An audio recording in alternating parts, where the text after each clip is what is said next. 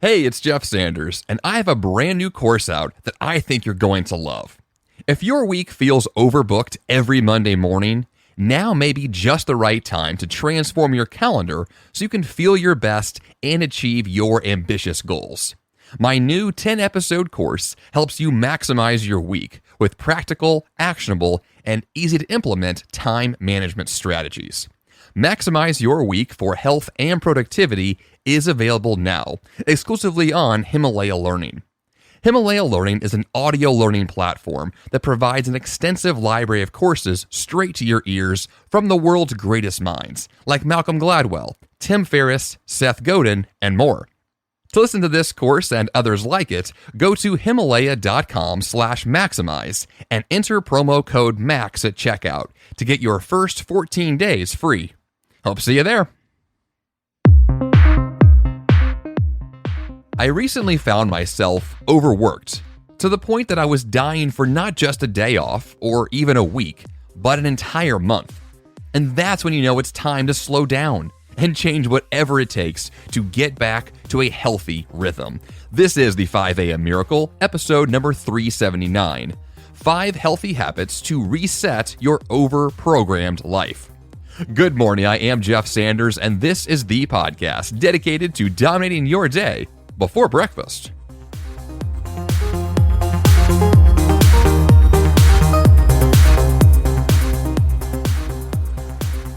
So a few months ago, I was working on some really fun projects. A few of those you've heard about on this podcast. One of those is the Himalaya audio course that I just pitched at the top of the episode, as well as some other projects that have been in the works for a long time. The last year of COVID in 2020, I spent a lot of time in my studio, a lot of time on the website, reprogramming a lot of code, rebuilding my entire podcast studio from scratch. There was a lot of time spent basically alone in my house, thanks to COVID. That was my new normal. Now, that's not that abnormal for me because for the last 6 years I've worked from home, but last year really put a pin on that and said, this is my life for a while. And what happened in that season was that I found myself getting really intensely focused, more so than I've done in a long, long time, because I had the time to do so. Without the distraction of places to go or things to do, I was able to really spend a lot of time and energy on a few core projects and give my whole self to those few things. And so I was able to do that. About a year ago, I rebuilt the website and took about 3.5 months to do that. Then you fast forward a few months and I was working on the podcast studio, rebuilding every single piece of gear from the ground up. Now I have a video studio that I'm building as well. And there's all these different components of my business that are based upon my home office. And so I knew that there was a lot of work to do. And frankly, in the past, it just was never a high enough priority because I had other things going on, real life pre-COVID. And so once I realized, though, that now I have the opportunity to dig into something at a deeper level, well, why not just do that? Why not give myself the flexibility to say yes to these things that I may not have the time for in the future? And if I devote myself to those, I will have those things completed and then can build upon that foundation for future growth. All of that sounds wonderful on paper, but the practical day-to-day reality of the way that I focus is that I am intense. Like you've heard this on the podcast before, that when I'm into things, I am really, really into things, which can backfire in 1,000 ways. I've told this story in this podcast before about how I found myself in the emergency room about 4 years ago because I overworked myself. I burned myself out in a way that I never had done before and thankfully have not done since. However, on that note, I saw those tendencies returning just a few months ago. I saw myself saying yes to a few more things than I probably should have. One thing I focused on a lot in the last couple of years has been what I call a health-first approach, which means that my personal health is the first and foremost thing that I give my attention to so that I can truly be at my best every day. Well, during COVID, that was out the window. I basically I gained the COVID-19, right? Like I really, really seriously did. I gained weight in a big way last year, and it was not healthy. My habits were bad. My healthy habits were off, and I felt really just not the way that I wanted to feel But because of the way that I focus so intensely on work, that's what I gave myself to. That was my priority. That was the thing I said yes to. And so a couple of months ago, I saw the signs of that. I saw the overwork, the burnout, the tendency to push too hard. I saw it playing out for myself in real time. And I've had this realization before. I've had these moments, these epiphanies where I have that, moment where I say, okay, this is not working. There's too much on the calendar. There are too many things happening at once for whatever reason, whether it was I said yes and there was an overlap of projects or whatever the case is. You have that epiphany that says something is wrong and I need to change. And so what I did immediately was I set out a new project to focus on my health. And in this case, the new year just happened to be about a month away. And so I said, once the holidays are over, once we're done with all the family activities, once we're ready for the new year, I'm going to slow down because I have to. Because if I don't, something serious could happen again. And I know this because it actually has happened to me. And because I have that awareness, the obvious nature of where I was that if I don't change, the inevitable will happen. This is just, it's predictable, right? It's going to be my reality. So it was a struggle though, because for that last month that I still had all this work to do, that I still had other things to complete, it was this real challenge every single day to be in that very clear, dual nature of knowing that I'm not taking care of myself and still having to push forward on work. And that's tough. It's a tough place to be in when you have a goal that you want to achieve and you frankly just don't have time for it. And you know that if you were to, in my case, if I were to shift and focus on my health prematurely in that case, that the work would then have a consequence. I would miss deadlines. I would have a real kind of price to pay for that trade-off. And so that was also in my mind was that also can't be how I live going forward. That there should never be a trade-off like that. There should never be that case where I have to choose work over health, or I have to choose a project or money or whatever the thing is over taking care of my basic needs. And so that was the epiphany for me starting this brand new year, was asking these questions of, can I find a new rhythm? Can I find a new way to exist that is healthier for me, not just in the here and now, not just the short term, but long term? Where will I be 6 months from now, 6 years from now? If these healthy habits can not just be part of my life for, let's say, a detox session or 1 month of focusing on slowing things down, but an entire lifestyle based upon health actually being the first thing that I give myself to every day, knowing that if I'm healthy, I then have the ability to do everything else I want to do within reason. Right? Health being the first priority is the thing that allows everything else to become possible. And then you can go through the process of filtering out which goals are most important, and then you can focus exclusively on those work goals while having the foundation of health that underlies the entire thing. So this was my challenge. How do I rebuild my healthy habits? How do I start from scratch in a way that will sustain me long term? Now, for years in this podcast, I've discussed healthy habits. For years, I have shared strategies and tips and tricks and books to read and documentaries to watch and just, you name it. I've interviewed over 200 people on this show in the last 7.5 years who have phenomenal advice. But at some point, too much is too much, right? I'm sure as a listener of this show, you have not heard every single episode. If you have, congrats. I'm very proud of you. But at the same time, that's too much of me, right? That's a lot of information. And so from that perspective, what we're trying to accomplish in this world of personal growth and personal health and wanting to achieve large, lifelong goals is there has to be a balance of inputs that we then can filter and act upon and do so in a way that's sustainable and healthy, that never actually creates that scenario of overwhelm, that we don't feel kind of mentally overwhelmed with too much information or physically overwhelmed from trying to do 18 things at the same time. These kinds of seasons will happen. It's almost impossible to avoid completely, but the awareness of knowing that this is our nature, or at least it's my nature, to find myself in that position where too much becomes the norm, where too many things are happening too often, and that is my life. I can't accept that. That cannot be me in 10 years. And so if I don't want that in 10 years, if I don't want to be that guy in the future, then I have to change who I am today. I have to change my habits today. And if I do so, then I have so much more hope for the future. So many more big goals that I want to achieve all of a sudden become possible. And they're possible just in my mind to envision my future because I don't see those obstacles being there anymore because I overcame them now and have systems in place to overcome them going forward. Not just, once again, for the short-term detox, let's say, but the long-term habits that sustain me for the rest of my life.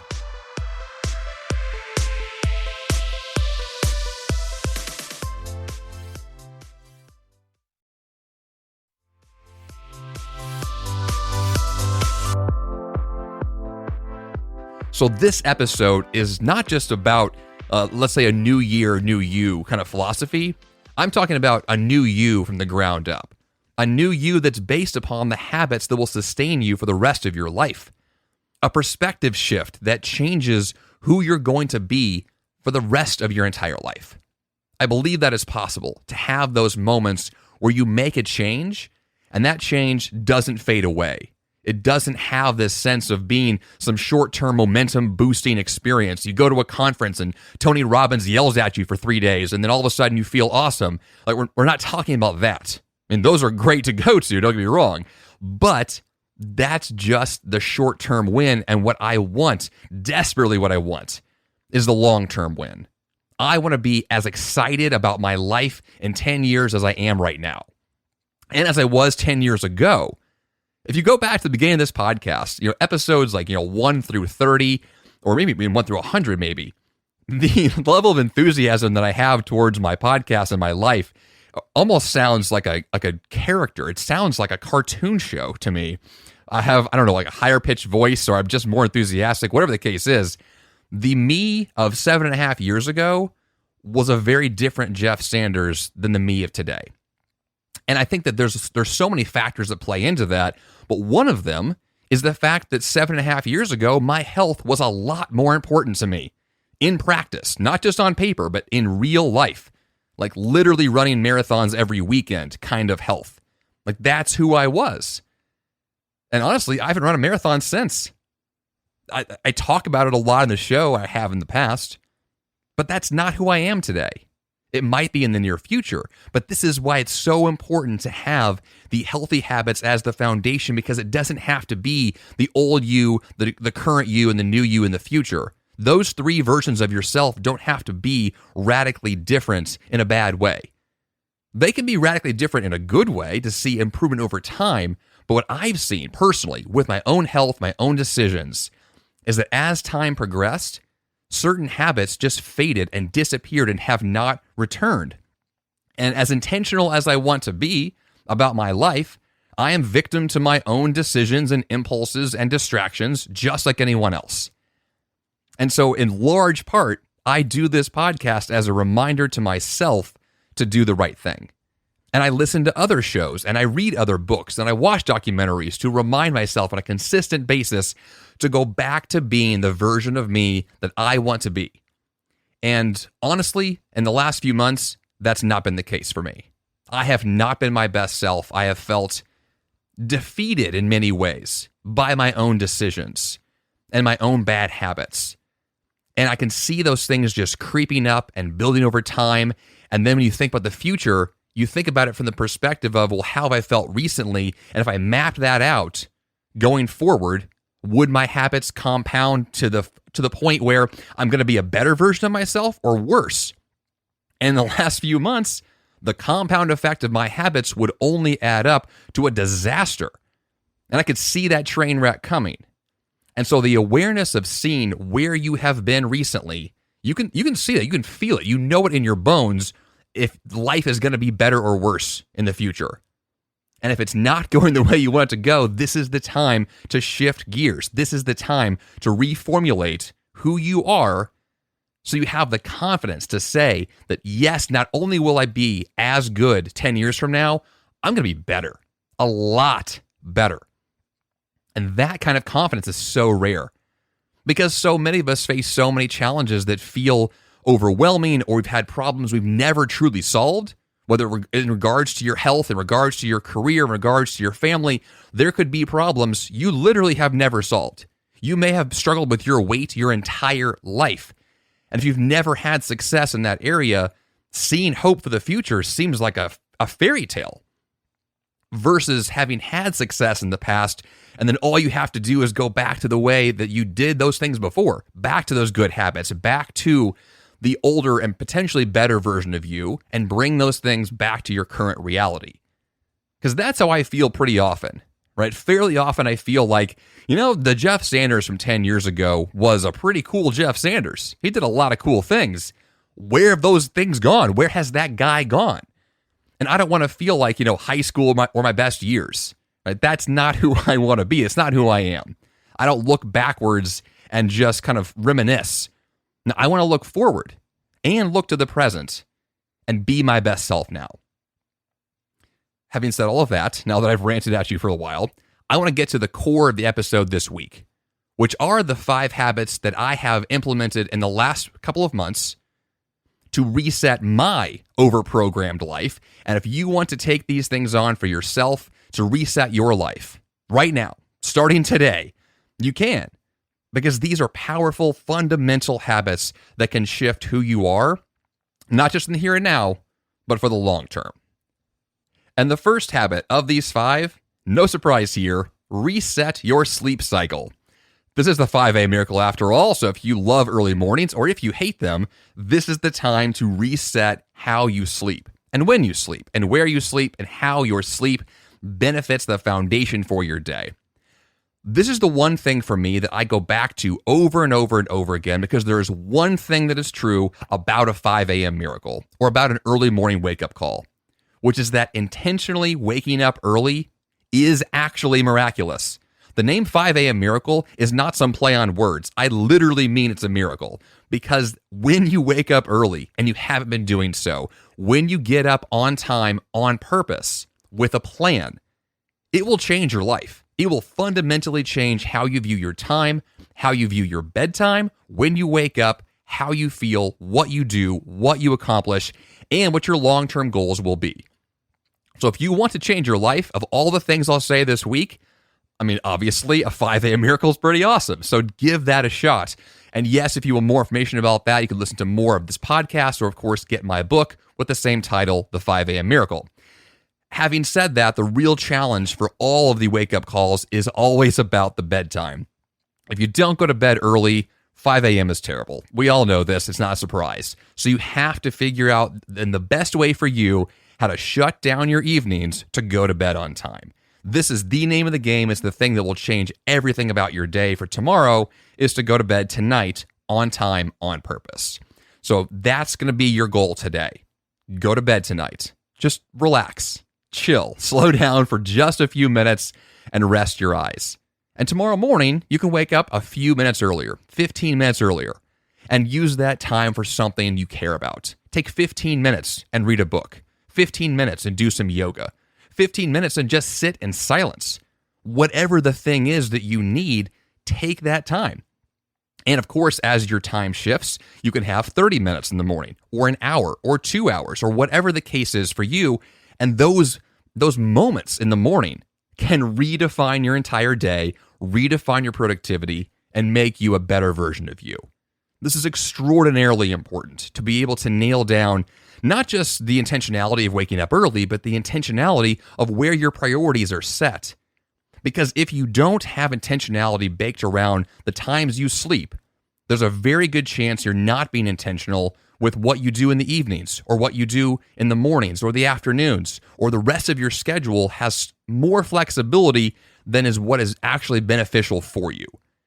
Because the more intentional you are, generally speaking, the more productive you are and the more likely your goals are to be achieved. Now, you don't need to be a type A person. That's not required, but it's helpful if that's your goal, is to get these things really going in a smooth, rhythmic cycle.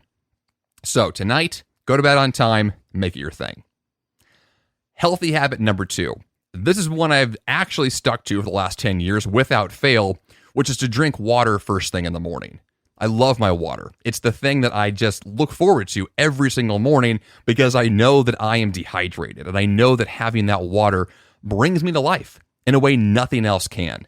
Actual hydration from pure water is a phenomenal thing.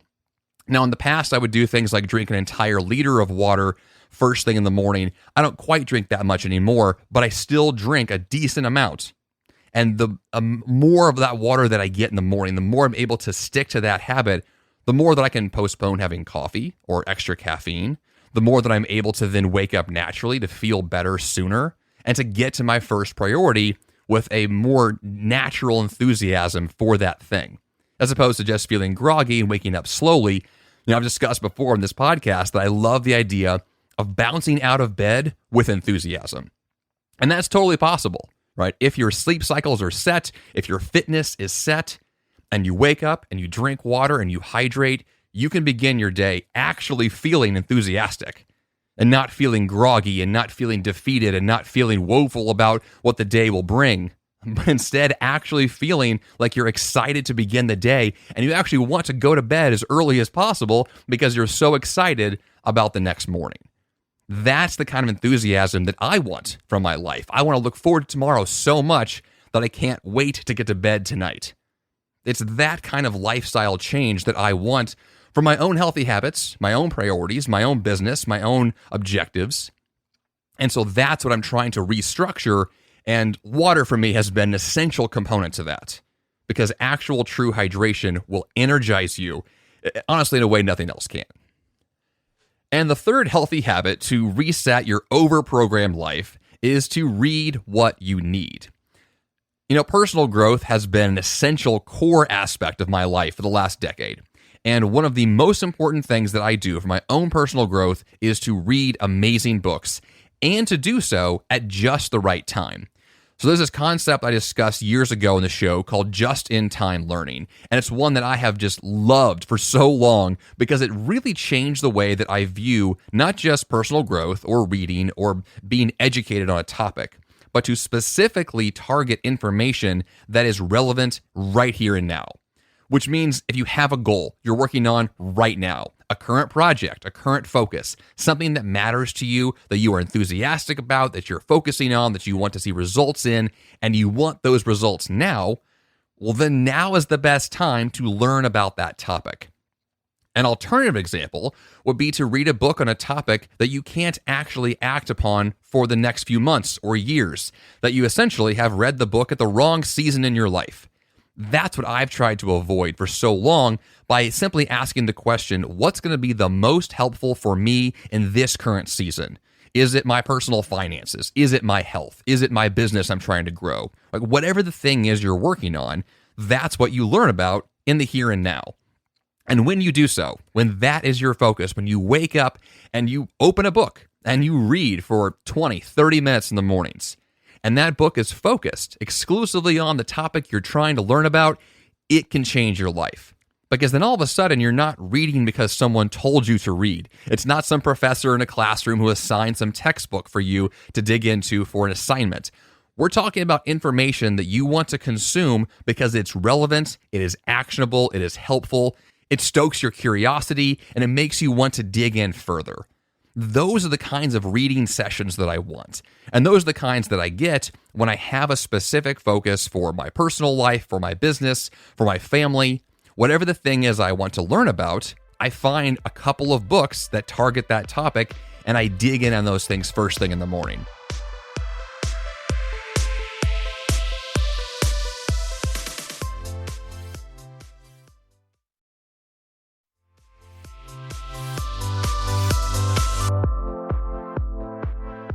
One of the best parts about me shifting my sleep schedule to wake up earlier is it gives me those 30 minutes, that hour of time before my daughter is awake, before my wife is awake, that extra time for me to say, if I have 30 minutes, if I have an hour, what could I do with that time that would change my life, or at least change my day?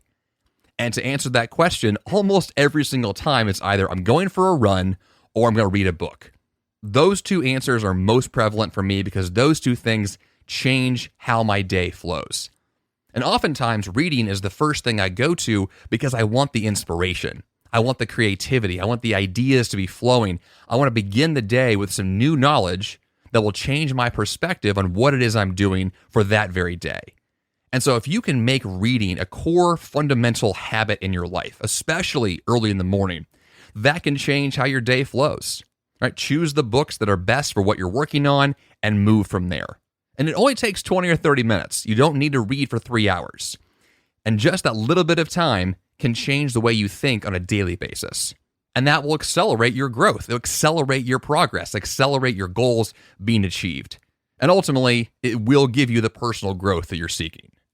And speaking of personal growth, habit number 4 is a really big one for me in the here and now. This is my current and future focus.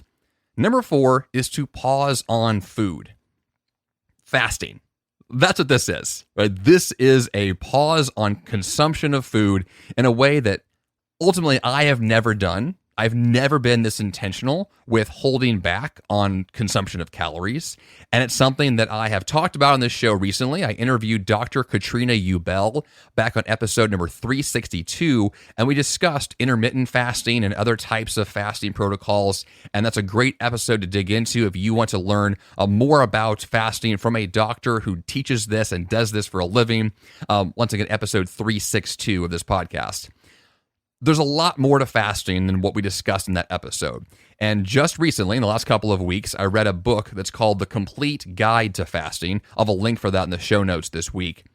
This is a great guide if you want to learn more about what fasting actually is fundamentally and to ultimately eat less, lose weight, and for me, the most important aspect is to change your relationship with food. This is it. With healthy habits, one of the most important things that anyone ever thinks about with healthy habits is weight loss. It's like the first thing that we want when we're talking about health is that we don't want to be fat. We don't want to be slow and tired. I've been that guy. In the last year, that's how I would define how I felt. I felt slow. I felt tired. I felt overwhelmed by my own poor habits. And so to a large degree, this was a long time coming for me. This kind of revelation to be opened up to the world of fasting in a way where I'm actually listening now. And I'm taking in the information and I'm asking myself, how do I apply this in a new fundamental way to change who I am and how I relate to my food? Because food is the most intimate thing that we have in our lives. It's the one thing that we lean on all the time to fuel us, to distract us, to provide us with that relief. Food is such a core aspect of who you become. And so if you can change that relationship in a way that's a healthier long-term version of you, it's incredibly powerful. So what I've been doing for the last few months is intermittent fasting. I have held off on eating food until later in the day. And slowly over time, I fast for a little longer each day, and I've already seen results from this. I'm not a doctor. I'm not going to give health advice in this show, but I will go into a lot more detail about fasting once I have completed a new plan I have for myself in the next few weeks. I'm going to go into a lot more detail about my own personal experiences, what has actually happened for me. We'll go over the data. We'll look at the whole thing.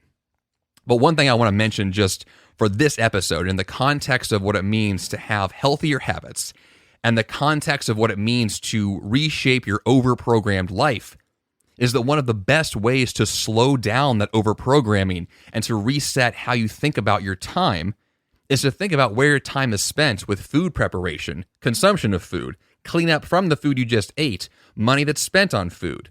All of these things are aspects of our lives, and if we can rethink the fundamentals of what that means and change those habits, we can change our entire lives from a variety of perspectives. I think there's an enormous potential for fasting. And if you have experience with that, I would love to hear from you. Go ahead and email me, jeff@jeffsanders.com. This is a new one for me. I am learning about this as we speak. This is a very important project for me personally, and one I'll get into a lot more on this show going forward. But if you have a lot of experience with that and you want to share that with me, I'd be happy to share other links or books or resources or just take your advice. All those things are great.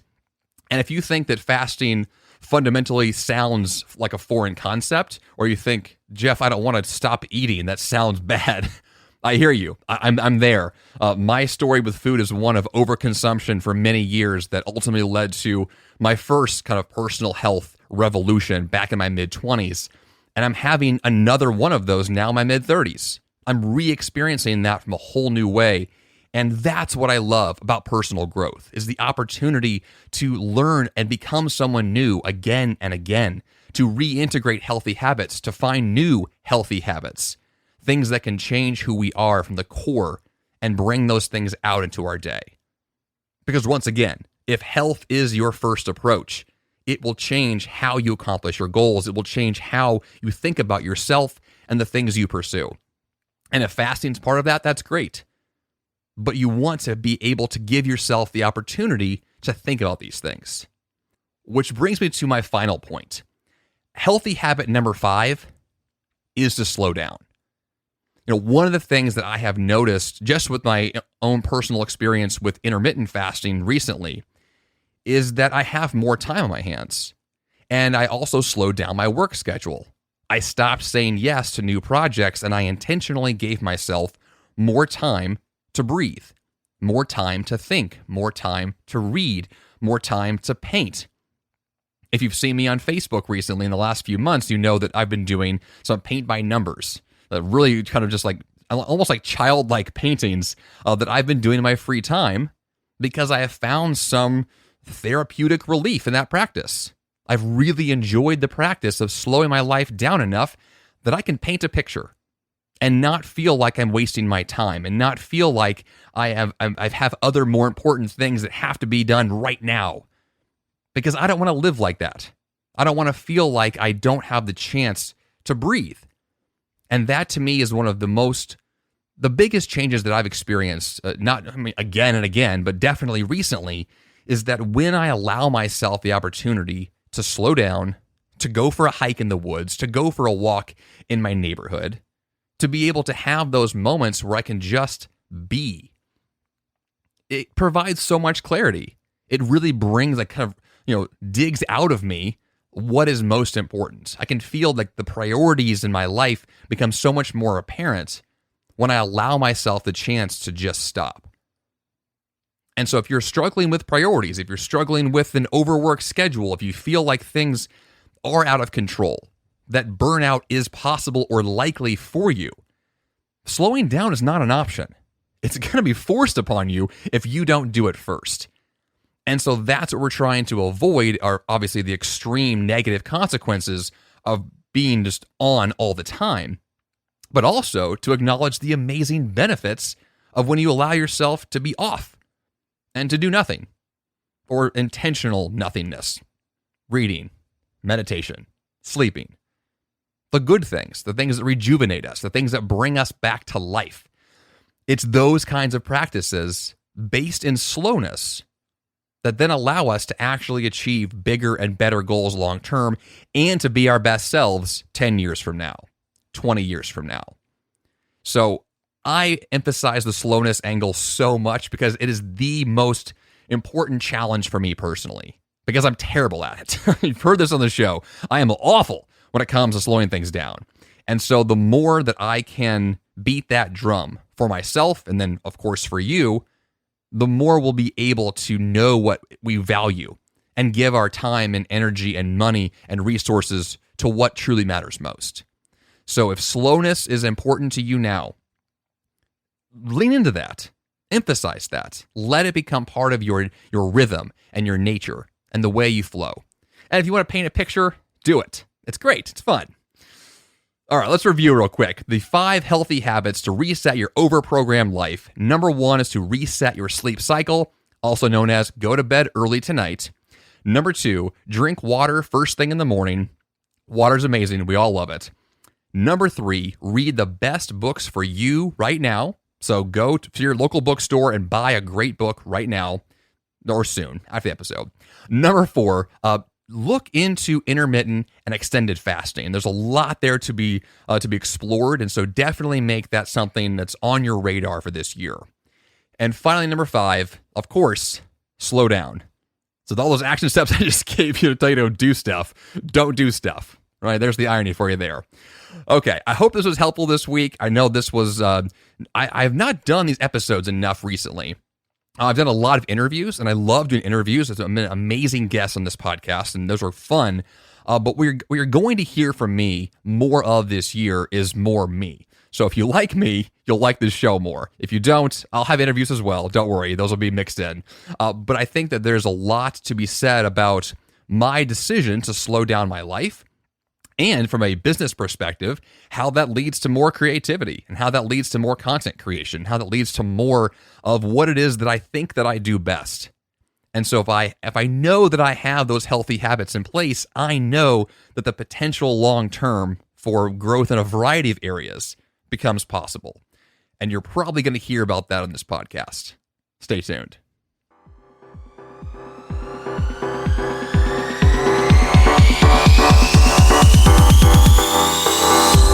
And for that action step this week, don't do anything. No, I might say that. What I am going to say is do something that's going to help you the most with your health.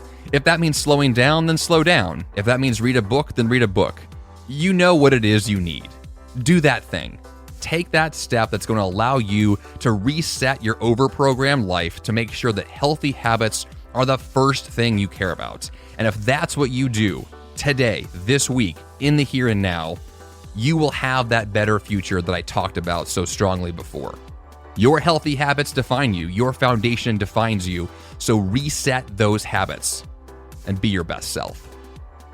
For the link this week to the show notes, go to jeffsanders.com/379. And that's all I've got for you here on the 5 a.m. Miracle Podcast. Until next time, you have the power to change your life. And the fun begins bright and early.